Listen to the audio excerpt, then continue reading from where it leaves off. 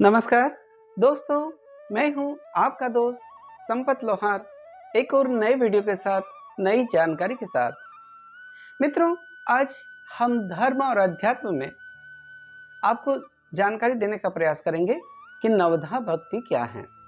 नवधा भक्ति का तो नाम आपने ज़रूर सुना होगा, लेकिन आज हम आपको ये विस्तार से जानकारी देने की प्रयास करेंगे कि आखिर नवधा भक्ति है क्या, भक्ति किसे कहते हैं, नवधा भक्ति किसने किस तरह की भक्ति करी है, किस युग में नवधा भक्ति के बारे में क्या कहा गया है और शास्त्रों में कहां पर नवधा भक्ति का उल्लेख है। ये सारी जानकारी आज हम आपको देने की कोशिश करेंगे। सबसे पहले बात करते हैं भक्ति की। नवधा भक्ति यानी दो शब्दों से मिलकर बना है, एक है नवधा, एक है भक्ति। नव यानी नौ प्रकार की, नौ यानी नव, नव यानी नौ तरह, नौ और धा यानी प्रकार, यानी नौ तरह की, और भक्ति यानी नौ तरह की भक्तियों का वर्णन जो किया गया शास्त्रों में वो क्या है, नवधा भक्ति यानी नौ तरह की भक्तियां शास्त्रों में बताई गई हैं और इस भक्ति को करने से मनुष्य मोक्ष को प्राप्त करता है। भक्ति से हमें ज्ञान मिलता है, भक्ति से हमें वैराग्य मिलता है और अंततः जो मानव जीवन का उद्देश्य है मोक्ष को प्राप्त करना है, तो मोक्ष की प्राप्ति होती है। नवधा भक्ति का उल्लेख सतयुग में भी आता है और नवधा भक्ति का उल्लेख त्रेता युग में भी आता है। सतयुग में भगवान श्री हरि विष्णु हुए थे और त्रेता युग में भगवान श्री राम। सतयुग में भक्त प्रहलाद ने हिरण्यकश्यप को नवधा भक्ति का उपदेश दिया था और जो सतयुग में भक्त प्रहलाद ने उपदेश दिया था उल्लेख उसका मिलता है हमें श्रीमद् भागवत महापुराण के 7वें स्कंद के 5वें अध्याय के 23वें श्लोक में। और त्रेता युग में भगवान श्री राम ने इसका उपदेश दिया था माता शबरी को और इसका उल्लेख आता है श्री रामचरितमानस के अरण्य कांड में। आज हम चर्चा करेंगे कि सतयुग में जो भक्त प्रहलाद ने नवधा भक्ति बताई वो क्या है, उसको थोड़ा विस्तार से समझने की कोशिश करते हैं। एक श्लोक आता है जो 23वां श्लोक आता है 5वें अध्याय में, उसके अनुसार जो नवधा भक्ति के अंग बताए हैं वो हैं श्रवणम, कीर्तनम, विष्णु स्मरणम, पाद सेवनम, अर्चनम, वंदनम, दास्यम, सख्यम, आत्मनिवेदनम। ये 9 तरह की भक्ति बताई गई है। पहली भक्ति है श्रवणम यानी सुनना, दूसरी भक्ति है कीर्तनम भगवान की गायन करना, तीसरी भक्ति है विष्णु स्मरणम हरि के नाम का स्मरण करना, चौथी भक्ति बताई पाद सेवनम भगवान के चरण कमलों की पूजा करना, पांचवी भक्ति बताई है अर्चनम, छठी भक्ति बताई है वंदनम, सातवीं भक्ति बताई गई है दास्यम, आठवीं भक्ति बताई गई है सख्यम यानी सखा की तरह, और नवीं भक्ति बताई है आत्मनिवेदनम। यानी नवधा भक्ति में ये 9 तरह की भक्ति बताई गई है और इनमें किसी भी भक्ति के द्वारा मोक्ष को प्राप्त किया जा सकता है। भक्ति का तात्पर्य है कि श्रद्धा के साथ प्रेम पूर्वक अपने इष्ट की आराधना करना। यानी जो भक्ति शब्द है वो बना है बज धातु से और जिसका अर्थ है पूजा करना, उपासना करना या अपने इष्ट के प्रति, आराध्य के प्रति पूर्ण समर्पण भाव श्रद्धा के साथ में उनकी उपासना करना। जो नवधा भक्ति है, आइए अब एक एक के बारे में थोड़ा समझने की कोशिश करते हैं और इसका किसने किस तरह की भक्ति करी वो थोड़ा आपको बताने की कोशिश करते हैं। सबसे पहले बात करते हैं श्रवणम। पहली भक्ति बताई है श्रवणम। श्रवण यानी सुनना। क्या सुनना? भगवान की कथाओं को सुनना, भगवान की लीलाओं को सुनना, भगवान के ऐश्वर्य के वर्णन को सुनना। और कब तक सुना? अतृप्त मन के साथ, जब तक, यानी इस तरह से भगवान की कथाओं का श्रवण करना कि हमारा मन अतृप्त रहे और सुनने की इच्छा रहे। इस तरह के भाव, इस तरह की भक्ति जो निरंतर भगवान की लीलाओं का, भगवान की कथाओं का, भगवान के ऐश्वर्य का, भगवान के पराक्रम के बारे में सुनना, वो कहलाती है पहली भक्ति श्रवणम यानी सुनना। और इस तरह की भक्ति करी थी महाराज परीक्षित ने।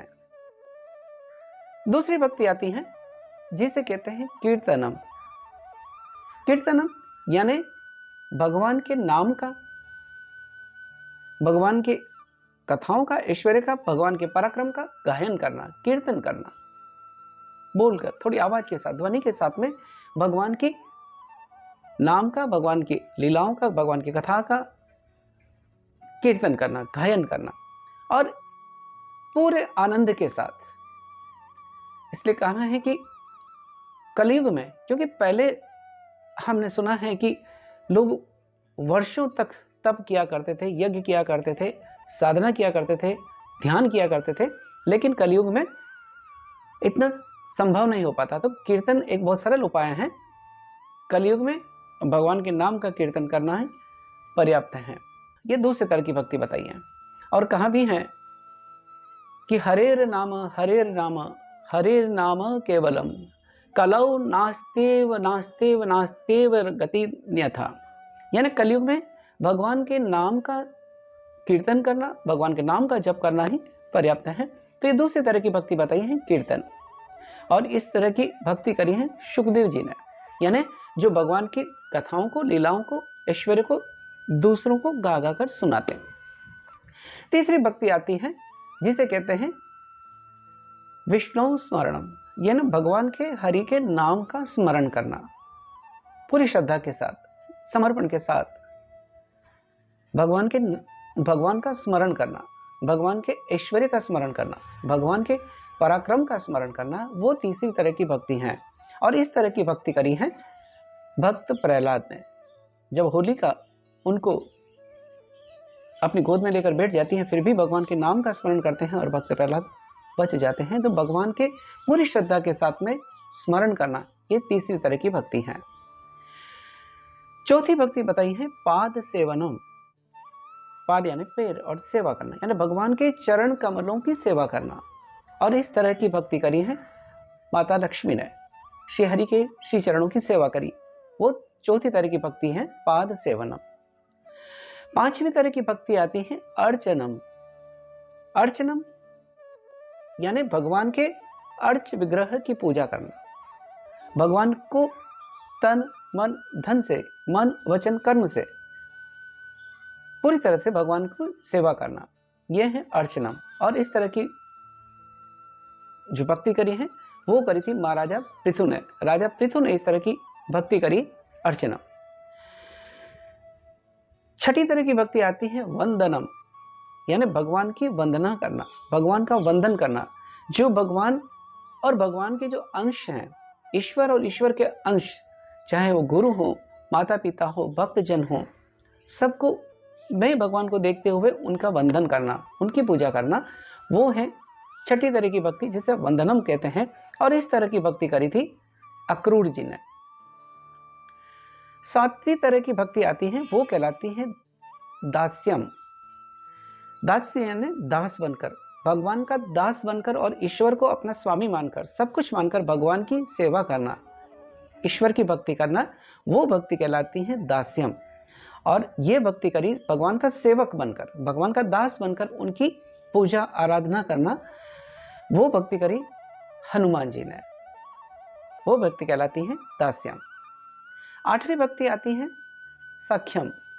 सख्यम यानी सखा से है, यानी भगवान को अपना सखा समझना, मित्र, सखा यानी मित्र, भगवान को अपने सखा समझकर उनको अपने सारे गुण दोष बताना और पूरी समर्पण के साथ में, श्रद्धा के साथ में भक्ति करना, वो है साख्यम।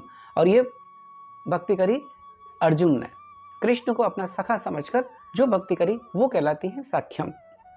आठवीं भक्ति के बाद नौवीं भक्ति आती है आत्मनिवेदनम, यानी भगवान को पूर्णतः समर्पित हो जाना, भगवान के लिए पूर्णतः अपने आप को समर्पित कर देना, वो भक्ति कहलाती है आत्मनिवेदनम, यानी भगवान के प्रति समर्पण। और ये भक्ति करी राजा बलि ने। इस तरह से हमारे शास्त्रों में जो 9 तरह की नवधा भक्ति बताई है उसकी जानकारी हमने देने की कोशिश करी। और इनमें से किसी भी भक्ति को श्रद्धा के साथ में हम करें, समर्पण के साथ, श्रद्धा भाव के साथ में, तो उसका फल हमें मिलता है। पहली भक्ति सबसे सरल है, श्रवणम, क्योंकि जब तक हम सुनेंगे नहीं तब तक भगवान के प्रति आसक्ति नहीं होगी, यानी आसक्ति भाव के साथ में भगवान की सेवा करना। तो पहली भक्ति हमने सुनी, सबसे पहले श्रवणम, फिर कीर्तनम, दूसरी भक्ति, तीसरी भक्ति है भगवान के नाम का स्मरणम, चौथी भक्ति हमने बताने की कोशिश करी पाद सेवनम, पांचवी भक्ति अर्चनम, अर्चन करना, छठी भक्ति वंदन करना, सातवीं भक्ति दास्य, आठवीं भक्ति सखा यानी साख्य के रूप में, और नवीं भक्ति आत्मनिवेदन यानी आत्मसमर्पण करना।